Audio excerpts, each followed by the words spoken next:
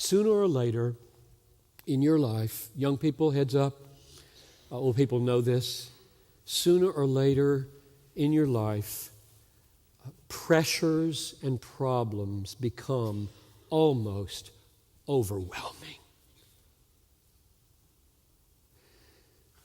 Physical problems. Give me bread. Relational and mental problems. Please forgive me. Moral problems. Don't let me go into that temptation again. And what I want you to see is this. You have a Father. He's 1,000 times better than any earthly good father or bad father.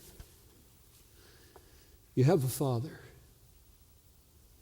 And this Father cares about every one of those.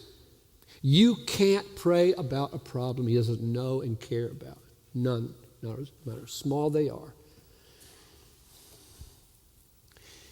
And He beckons you to come to Him and to talk to Him in prayer about them because He knows what you need. And He's not surprised by anything. Now that's the usual way we attack our problems, directly. God help me!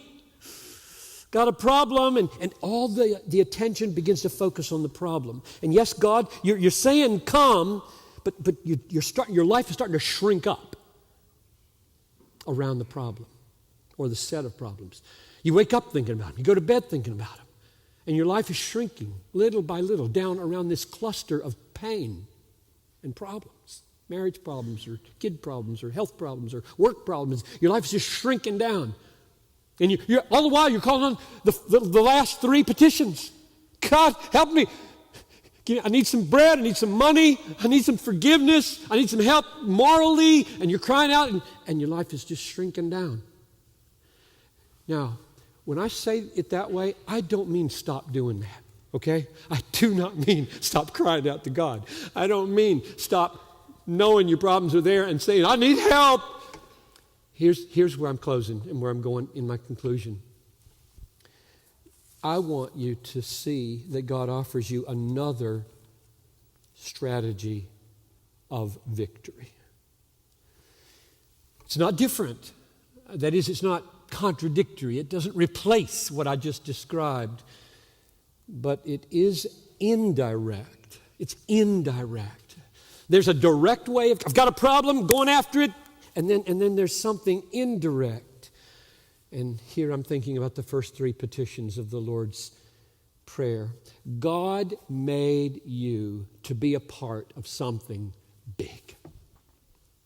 He made you to be a part of something spectacular and magnificent.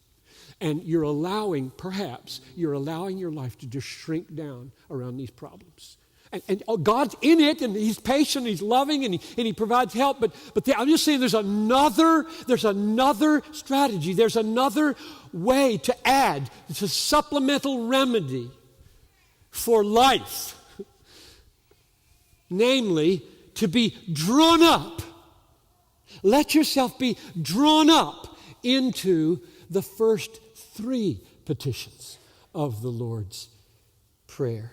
God made you to be a part of hallowing His name and extending His kingdom and seeing His will be done.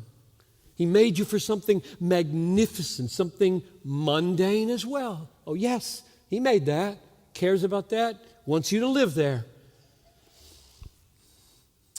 But what we fail to see, I speak from experience, what we fail to see often is that when we lose our grip on the greatness of God and His name and His kingdom and His global will, we lose a divine equilibrium in life and we become increasingly vulnerable to those problems overwhelming us.